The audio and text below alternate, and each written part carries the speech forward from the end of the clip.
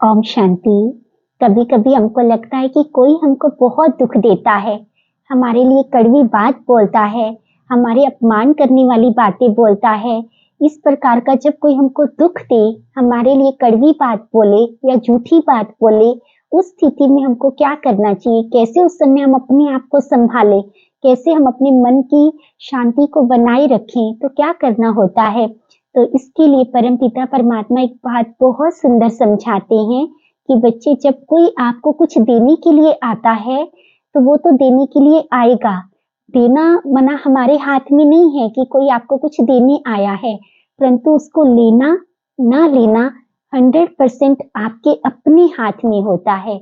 उदाहरण के तौर पर, जैसे किसी ने सफाई की अपने घर की और पूरे घर का कचरा उठा करके वो आपके घर में देने के लिए आए, तो क्या आप उसको लेंगे? नहीं लेंगे ना। और अगर आपने उसको नहीं लिया तो वो कचरा किसके पास रहा? उसी के पास रह जाता है। कहने का भाव ये है कि जब कोई हमको कड़वे शब्द बोलता है, दुख देने वाली बात बोलता है, तो वो बोलेगा, उसको हम नहीं रोक सकते हैं, परंतु उस बात को लेना ना लेना 100% हमारे अपने हाथ में होता है।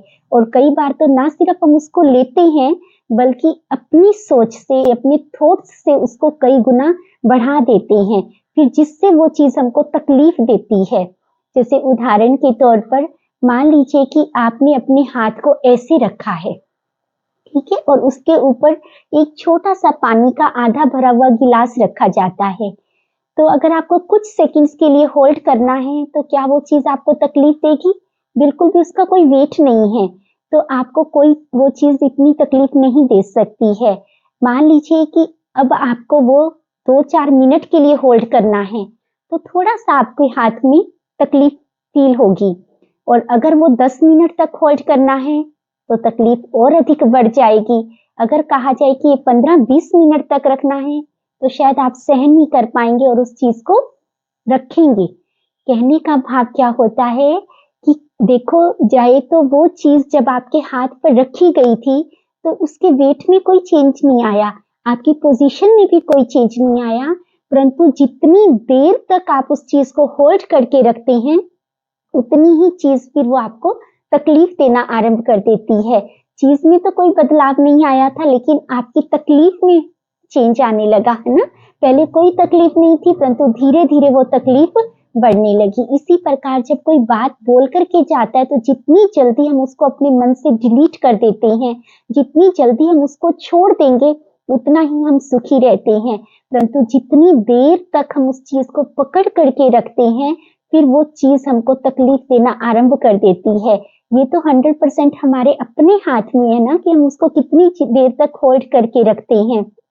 फॉर एग्जाम्पल, जैसे कि एक मतलब लेडी ने सुबह उठ करके बड़े प्यार से अपने हस्बैंड के लिए सूजी का हलवा तैयार किया, क्योंकि वो जानती थी कि वो उनको बहुत फेवरेट है उनका सूजी का हलवा। तो उसने बहुत प्यार से सुबह जल्दी उठी और इतने बड़ी प्यार के साथ उसने वो हलवे को तैयार किया, क्योंकि उसकी इच्छा थी कि उनके हस्बैंड ऑफिस में जाने से पहले उसको खा करके जाएं।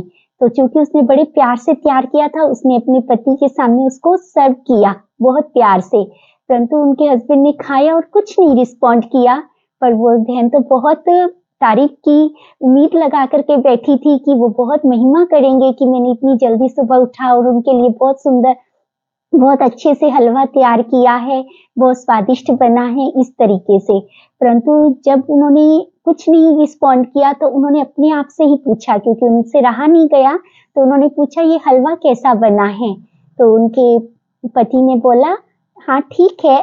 तो फिर अभी भी उसको सेटिस्फेक्शन नहीं हो रही है, क्योंकि उसकी लेबर बहुत लगी हुई है, उसकी एक्सपेक्टेशंस बहुत थी। तो उन्होंने कहा, अच्छा ठीक है या अच्छा है? तो उन्होंने कहा, हाँ अच्छा है। परंतु उसके साथ उन्होंने एक लाइन और जोड़ दी।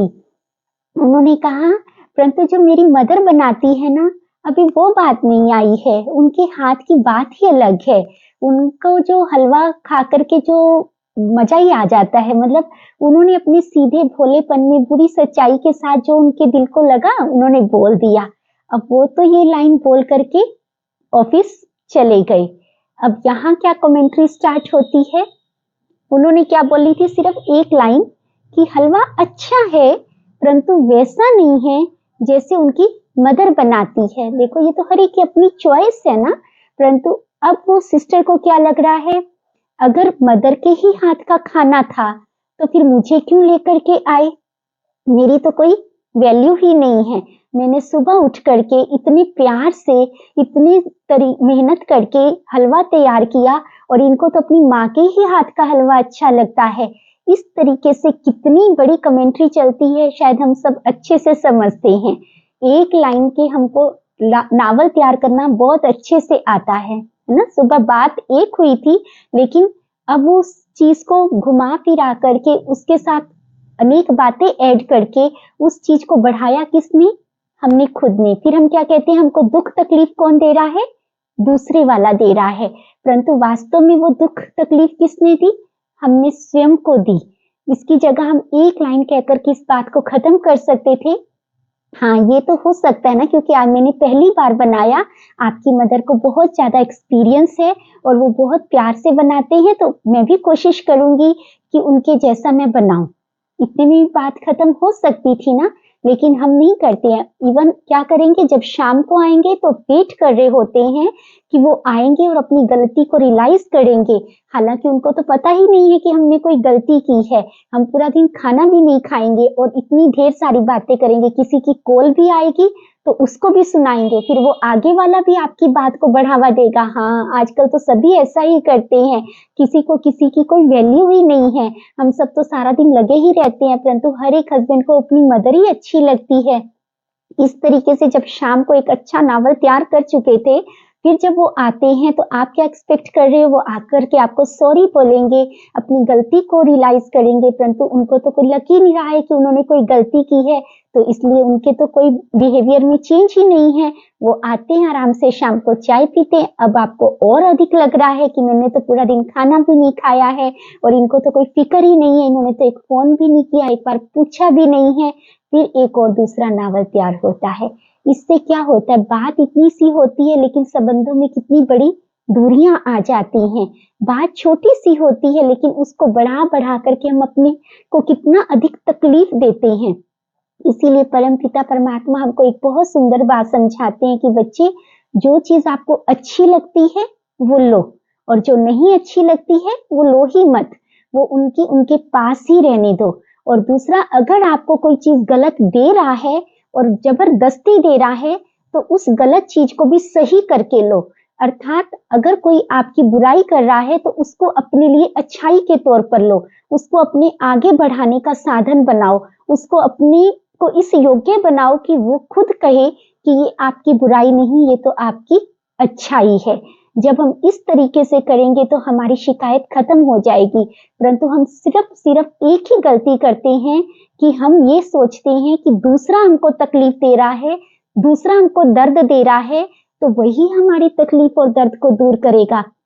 परंतु सच्चाई ये है कि दुनिया में किसी के पास ये हिम्मत नहीं है कि कोई आपको दुख दे सके, कोई तकलीफ दे सके, कोई आपका नुकसान कर सके। वो कोशिश कर सकता है, वो अपनी तरफ से भेज सकता है कोई चीज, लेकिन उसको लेना ना लेना 100% हमारे अपने हाथ में है। क्योंकि ये सब हमारे अपने हाथ में है, तो इससे बचना भी, अपने जीवन को सुंदर बनाना, अपने रिश्तों को मधुर बनाना भी 100% हमारे अपने हाथ में है। सिर्फ एक कोशिश करनी है कि कभी भी अभिमान को आगे नहीं आने देना, क्योंकि ये अभिमान ही इन सब चीजों की जड़ होती है। जब अभिमान आता है तब हम इन चीजों को बढ़ावा देते हैं, लेकिन जब हमारे अंदर नम्रता का गुण आता है, किसी को लगता है हर बार मैं ही क्यों झुकूं, तो परमात्मा पिता कितना सुंदर कहते हैं, झुकता वो है जिसमें जान होती है।